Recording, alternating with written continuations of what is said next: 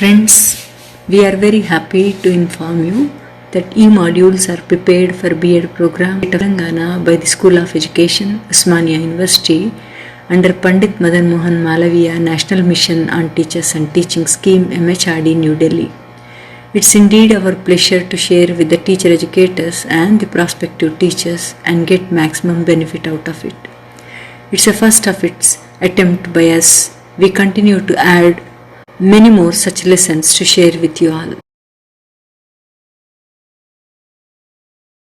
Good morning, children. I am Rafiya Sultana, Assistant Professor from Willamette College of Education. Today I am going to speak about the unit Approaches, Methods and Techniques of Teaching English. In that I will be dealing with the subtopic 3, that is talking about the structural approach and the situational approach. Now, the content which we are going to discuss in these two approaches is about the objectives of structural approach and the situational approach, concept, meaning and the background of these two approaches, characteristics and principles of these two approaches, what is the role of the teacher and the students in structural approach and the situational approach, what are the classroom activities that can be used by the teacher in the related to the situational approach and the structural approach, and what are the merits and demerits of structural and situational approaches. Then we have the evaluation questions which will upgrade your testing, where you can have your checking of your learning, and we have references at the last that will help you to get more information related to the situational and the structural approach. Now, coming to the first one is the structural approach. What actually the structural approach is. So, we will deal with that later. First, we will talk about the objective of this approach. So, according to Menon and Patel, the objectives of the structural approach are: the first objective is to lay the foundation of English. How are we going to lay this foundation? By establishing through drilling. You can lay this foundation or establish this foundation of English by drilling certain words, drilling and repetition about 275 graded structures. If the students get mastery over these 275 graded structures, then the objective of laying the foundation of English will be achieved. So, this is the first objective of the structural approach. Now, coming to the second objective of the structural approach is, it will help or enable the students to attain mastery over essential vocabulary words of about 3000 root words, which will be used in his daily life. The learners will be using these 3000 root words for their life. In their daily life situations, the learners will be using these root words. Apart from this, the next objective is, whatever the teacher is teaching, the grammar and doing the exercise there, that should correlate with the reading text. What is the reading lesson you have done? What the lesson you have taught? So, that according to that one, the grammar and composition should correlate. So, it will help the teacher to correlate the teaching of grammar and composition with the reading test, that is the reading lesson. The next objective is to teach the more basic 4 fundamental skills, that are listening, speaking, reading and writing, that too in an order, that is LSRW. Then the next objective is to lay more emphasis on the oral approach, that is listening and speaking, activity methods. So, this is the 2 things where they have laid more emphasis, and the condemnation of the formal grammar for its own sake. So, these are the 3 things which have been emphasized by the structural approach. Now, we will see the definitions on the concept of the structural approach. Teaching of language, that is can be English, by helping the students to learn certain structures of English, is called as a structural approach. What is this structural approach? That is nothing but the arrangement of the words or phrases in such a way that it gives a meaning to it one. It conveys a meaning. So, this arrangement of words should be in such a way to form a suitable pattern. So, this arrangement is called as a structural approach. So, the main objective of this is to increase the students' command over the pattern of English, that is over the structures, and enable them to use these structures in the language more effectively. So, when the students are using these structures, the language will become more effective. So, this is the main objective of the structural approach. It is also, as said in the objective, the main emphasis will be given on the oral. Stress is there on the listening and speaking of the students. So, here listening and speaking abilities or the skills are developed through this structural approach. For this, structure should be carefully selected as well as graded. Now, how you are going to do this selection and gradation? Before that, we will see a few more definitions of the structural approach. Structural approach can be said as a scientific study. It is a scientific study of the fundamental structures. What are the fundamental structure? We will study it, then we do the analysis of it. So, it is a scientific study of the fundamental structures of English language, their analysis and logical arrangement. After analyzing, we will put the logical arrangement. The structural approach is based on the belief that in learning a foreign language, language mastery of structure is more important than the acquisition of vocabulary. So, this is the definition given in Menon and Patel. They said that more important thing is to get the mastery over the structures, not on the mastery over the vocabulary. So, this is the definitions given by the different people. Now, we will see what actually the structural approach consists of. Here we have two words like structure and approach. So, we will see what is structure and we will relate it with the approach. Now, coming to the structure, what is structure we are saying about? Structure is nothing but the different arrangement. We can say structure is a different arrangement or pattern of words. So, this different arrangement or pattern of words is called as a structure. So, the language have their own structures. So, the learner has to get acquainted with the structures, but how many structures the learners have to learn? This is the main thing. So, there are 325 structures and more than 1 lakh words in English. That is the very bulkiest language we have, that is English language. So, the students cannot acquire that 1 lakh words in the total in 8th standard or 9th standard. So, it has to be graded, isn't it? We have to select it. So, while the structural approach expects the students to learn about 250 basic sentence patterns and 3,500 words at the end of the schooling. So, before the child leaves the school, the child should acquire or acquaint with the 250 basic sentence patterns and 3,500 words. So, it has found that 100 sentences of English have about 600 structural words. Now, we will see examples of the structural approach. We said it is the arrangement of the words in a suitable pattern. So, here the example, Nita is there. This is the first sentence. Okay. The arrangement is clear, Nita is here, Nita is there. Is Nita there? This is the second one, only the arrangement of the words is different, but the usage of the words is same over here. The words are used here, they are same, the first sentence as the second sentence. Then the third one, there Nita is, again the arrangement of words is different, but the words are same. Then the fourth one is there is Nita. So, here also the words are same, but the arrangement is different again. Though we are using the same words, but arrangement of words are different, it conveys different meanings. For example, first one, it was Nita is there. So, we are saying that the presence, she is there, Nita is there, we are saying the existence of her.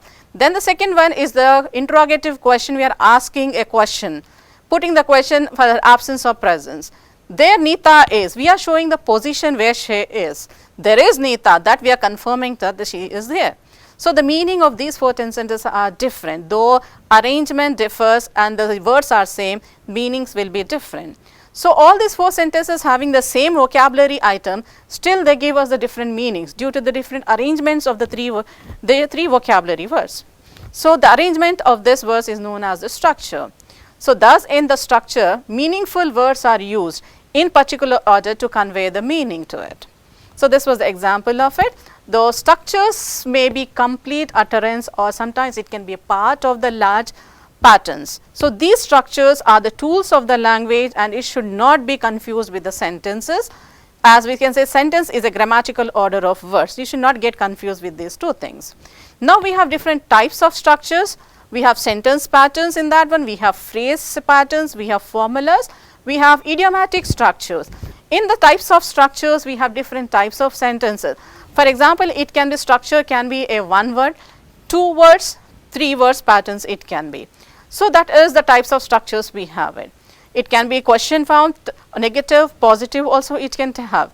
Now, coming to the sentence patterns, we have different sentences like we have simple, compound and complex sentences also. Here we can have declarative sentence patterns, interrogative patterns we can have it. So, it depends upon it. Now, we have phrase patterns, different phrases can be there. So, phrases can maybe as a part can be part of a sentence also. We have formulas which can be used on the certain occasions, and idiomatic structures whenever we talk about to convey the meaning but not in a direct way, we can use the idiomatic structures to it. Now, coming to the structural approach, we were talking about the selection and gradation of the structures. The approach involves the selection and gradation of material to be taught. When the teacher is teaching, how many structures the teacher has to teach, how many the learners have to get acquainted with it. So, that has to be sought out first. So, selection is there because the students are not supposed to learn the all structures that, as I said, 1 lakh words are there. The students at the 8th standard are not needed to learn all those things. So, here it becomes very necessary, the students are not supposed to learn all the structure, but they learn only those structures which they can frequently use it. So, that much structures they have to learn it. So, thus based the selection will be based upon the usefulness and teachability of the structures. Now, coming to the principles of selection. How are you going to select it? The first thing we have to keep in mind is the usefulness of the structures. How the learners will be using the structures, where they are using it, according to the need they have to use it. So, depending upon that you have to select the structures. The next one is the simplicity. The structure should be very simple, simple to complexity should label, so that the child will get acquainted with the simple one and move on to the complex one, concrete things. And teachability, it should be easy available for the teacher to teach with the situations. The teacher can easily create the situation and can teach the structures to the students. And the next principle is based upon the productivity, that is whatever structures you are teaching to the students, the students are utilizing in the daily life, then they are applying in the other situation. So, that is producing the new thing from the student, novelty is there. So, that principle should be kept in mind when you are selecting the structures. The area of difference, we have age difference, class, that is a grade level of it. So, depending upon the age and the grade levels, you have to select the structures. So, these are the principles of selection, that is the usefulness, simplicity, teachability, productivity and area of difference. Now, we will see the gradation. What is gradation? Gradation means grading. So, here grading the structures means putting them in a suitable order. So, what is that order? Here the purpose is to arrange according to their usability and difficulty level. For example, if you are teaching the structures to the 8th standard, the difficulty will be less when compared to the 9th standard, because there is an age difference in them. So, the understanding levels will be also different and acquisition levels also will be different. So, depending upon the usability and difficulty levels, you have to arrange the structures. Now, grading will be easier and most suitable or usable structure before difficult and less usable ones. So, it should be very easy before the difficult one. So, in this way gradation has to be done, and this grading of the structure should also be done based upon the age and the level of the students. Now, coming to the principles of structural approach. Here the speech is given more importance. Speech is the basis of acquiring other skills. His structural approach says that when you get mastery over the speech, other skills will automatically be developed. So, speech is the basis of acquiring other skills like reading and writing. So, the speech is emphasized in the structural approach. Now, the next principle is about the language habit formation. They say that this language habit formation is more important. The importance of forming language habit, that is particularly the habit of arranging words. We are talking about here arranging of words in English, standard sentence patterns to replace the sentence patterns of the pupils. So, in their own language. So, this will help to have drill over it and they will get the usage of the structures. So, the habit will be formed, language habit will be given more importance to it. So, through this formation of the habit, the process of learning of the second language becomes natural, automatically it takes place in the learners. So, this was the principle of the structural approach. One more principle is the activity based learning. Here the activity should be given more so that the child will involve in it and learn by the real life experiences through it. So, these are the three basic principles of the structural approach. Now, coming to the characteristic, the features of the structural approach. Here the target language, that English language, is the language of the classroom. There is no usage of the mother tongue in between. So, what is the communication going on? It should be done in the target language itself. Then the second characteristic is the language should be more realistic. That is, don't use the artificial things to teach it. Create the real life situations in the classroom when you are teaching to the students. Materials are introduced orally. Don't give any written or things, more importance is given in the speech. So, give the materials like the topics to the children where they can converse it. So, communications can take place in the classroom, such type of materials should be provided to the students. The next characteristic is new language points or the words or the sentences are introduced from real or imagined situations. Don't talk about which are not being imagined. Sometimes give real experience or real situations to the child, or ask them to imagine, if you are in such a situation, what can be the scenario? What will we do if you are in such a place? So, the child will imagine, oh, I have to do this one. So, this will be enhanced by using this method. As this approach also have merits and demerits, children. So, we talk about the advantages first. The first one, as we all said, that the structural approach gives more importance to the speech.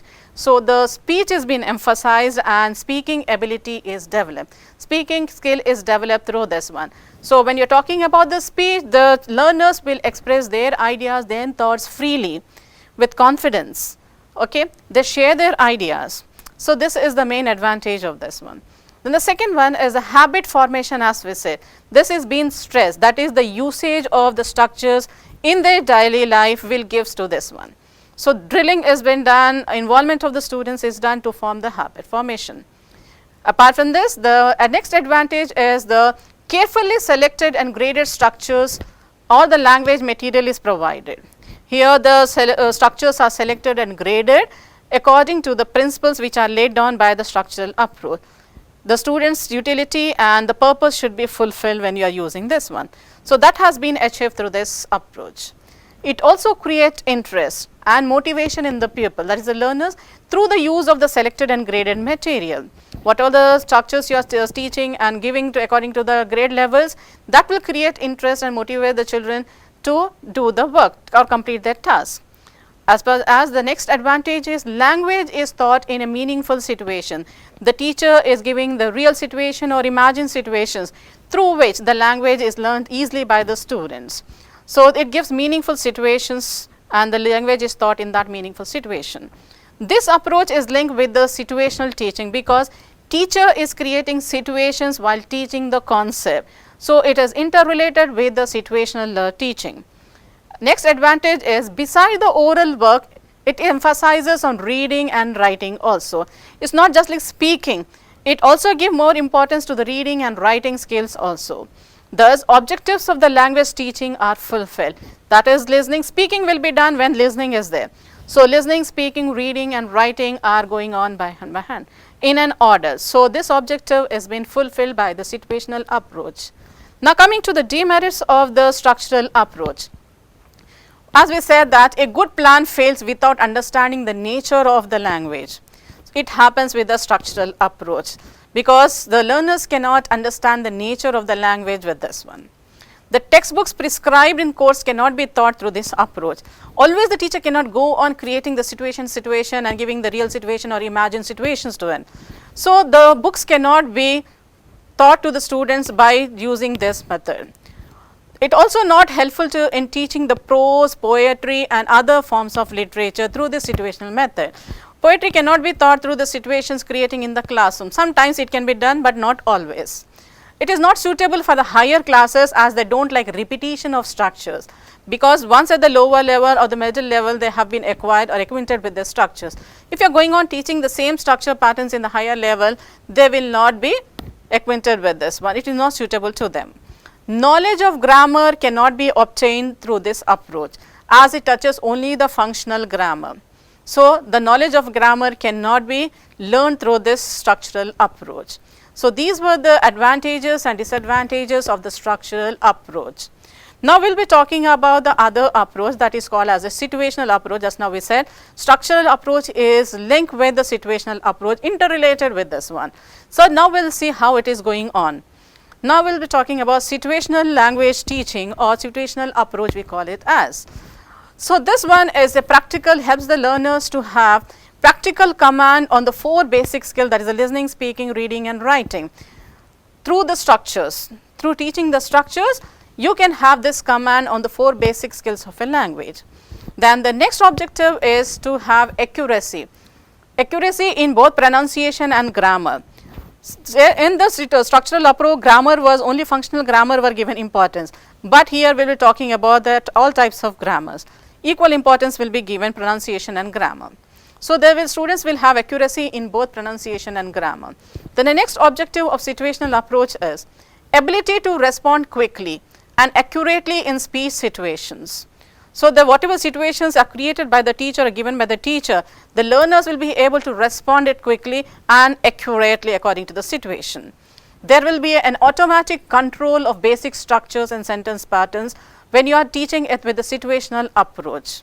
So these are the few objectives of the situational approach. Now coming to the background, who are the exponents of this situational approach? These are the 2 leaders of this movement, that is the situational approach, A.S. Hornby and Harold Palmer. These are the 2 people that are called as the British linguistics, applied linguistics. These are the profounders of this situational approach. So these leaders were familiar with the work of Daniel Jones and Otto Jaspersen. So based upon their work, this approach was developed by A.S. Hornby and Harold Palmer.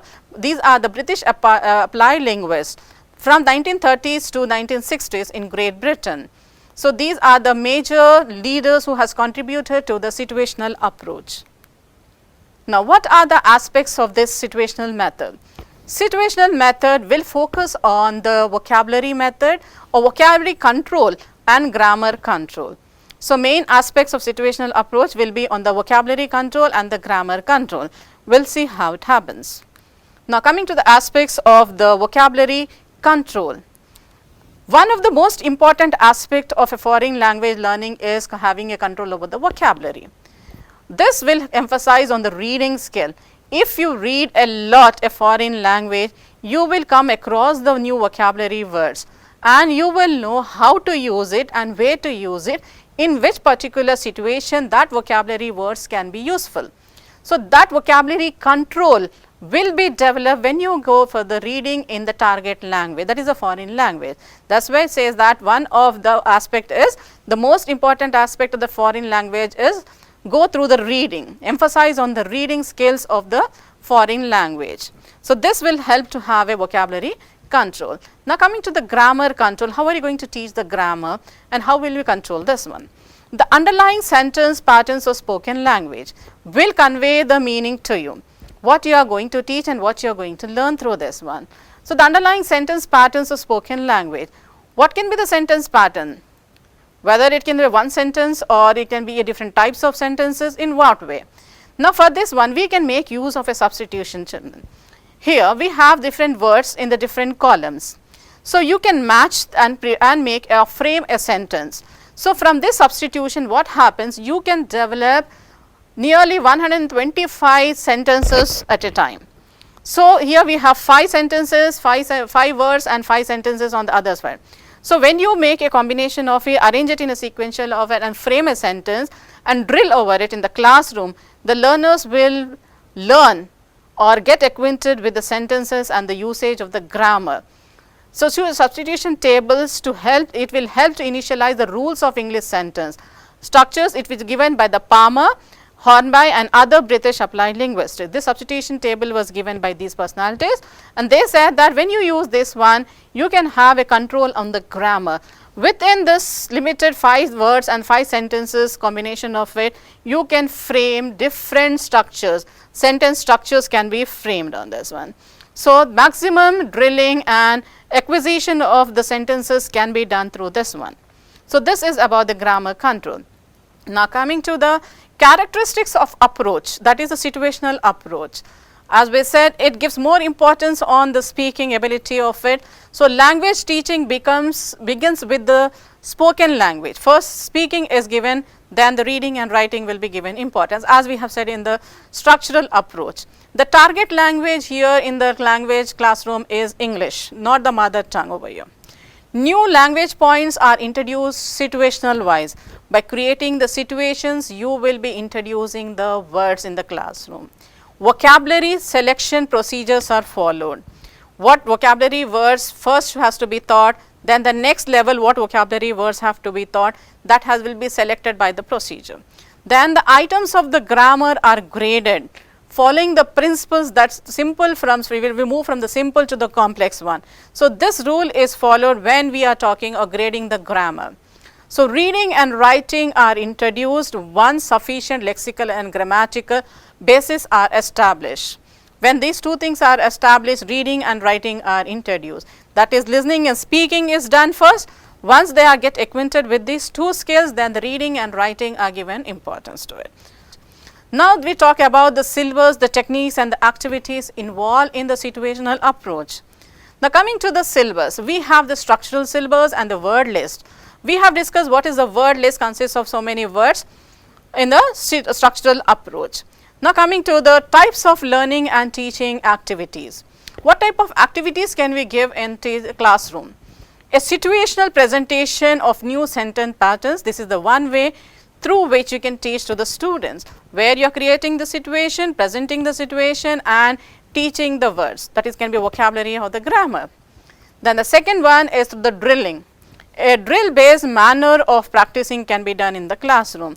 This can be done through the chorus repetition, dictation, control or oral based reading and writing tasks given in the classroom. So, through all these activities you can teach the structures to the students. Now, we will be talking about the learner's role. What is the learner's role? Learner's role will be different in the initial stage and the later stage. In the initial stages, the learners will be listening and repeating what the teacher is saying. This is done at the initial stage because they are just drilling over it. The teacher is saying and the students are repeating. So, listening and speaking is being developed in the initial stages. The learners will be responding to the questions asked by the teacher. They follow the commands of the teacher. So, they follow the directions of the teacher. That is, listening and speaking is being improved through this one.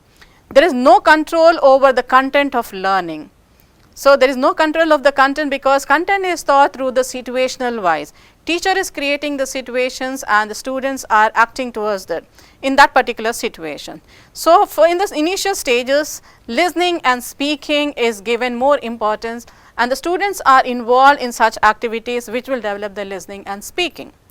Now, coming to the later stage, the learners will be more active, they will be involved in the activities. So, more active participation will be there. Apart from listening, speaking, reading and writing will be also included in the later stages.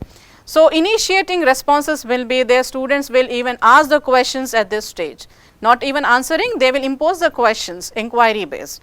So, asking each other questions will be done, they will be involved in the inquiry learning also. So, these are the roles of the learners at the initial stage. The learners will acquire the listening and speaking, and at the later stage the learners will get the all four basic skills, that is listening, speaking, reading and writing. Now, coming to the learn of the teacher, what is the role of the teacher in the situational approach? Here the teacher will serve as a facilitator, a model or an organizer or a coach, you can say. So, here the teacher is a model, that is the teacher is modeling the new structure, the teacher is uttering the structures and the students are repeating to this one. So, modeling the new structures for students to repeat it is done by the teacher. Then the next role is as a manipulator. This teacher is a skillful manipulator, that is the teacher will ask the questions, the teacher can manipulate the situation by using the different techniques like questioning, commanding, etc., to make the learners produce correct sentences over it. And sometimes the teacher will act as a review organizer, that is timing, oral practice, testing and developing language activities will be done by the teacher. Teacher will be organizing and implementing these activities in the classroom based upon the situations. Now coming to the strengths and weaknesses of the situational approach. As we said, there are advantages and disadvantages. Situational approach also has this one. Now let us see what are those advantages and disadvantages of it. Now coming to the advantages, first thing we said that it focuses on the oral approach, that is listening and speaking is developed. So there is a fluency and accuracy in the speech also, and it is suitable for introduction of the language. When you are introducing the language, it is very useful because you are teaching the concept by using or creating the situations in the classroom. Real or imagined situations are used by this one. And the values practical, grammar and vocabulary. Both are given equal importance, vocabulary as the grammar. And these are also taught by creating the situations in the classroom. So, the learners will get command over the fluency and accuracy in reading as well as writing also. An accessible method for teacher if they have good curriculum. If they have good curriculum with lot of activities and everything, then it is very good effective approach to the teacher to teach in the classroom. And it is not expensive to use, inexpensive, because you are creating situation, it does not cost anything to you. You are creating real life experiences to the teacher, students, it does not cost you anything. So, it is inexpensive to use it. And there are certain few weaknesses when compared to the other methods and approaches, previous methods and approaches. We have few weaknesses of the situational approach. Here it is totally teacher control. Teacher provides the situations and the students have to act into the situation. It is ineffective because the total active participation of the students is not there. And sometimes every time the teacher is going on creating situation, it gets boring. So, these are the few weaknesses of the situational approach. So, these are the few questions related to the structural approach and the situational approach, children. So, these questions will help you to prepare for your theory exams, as well as this is the main thing which you can implement in your teaching practice sessions. It will help you to create the situation according to the thing. You will learn how to use the classroom activities, what is the role of your teacher. All these aspects will help you to have growth, professional growth in you. So, this was about it, and there are few references through which you can refer that, and you can get more information related to structural approach and situational approach. Thank you for the session.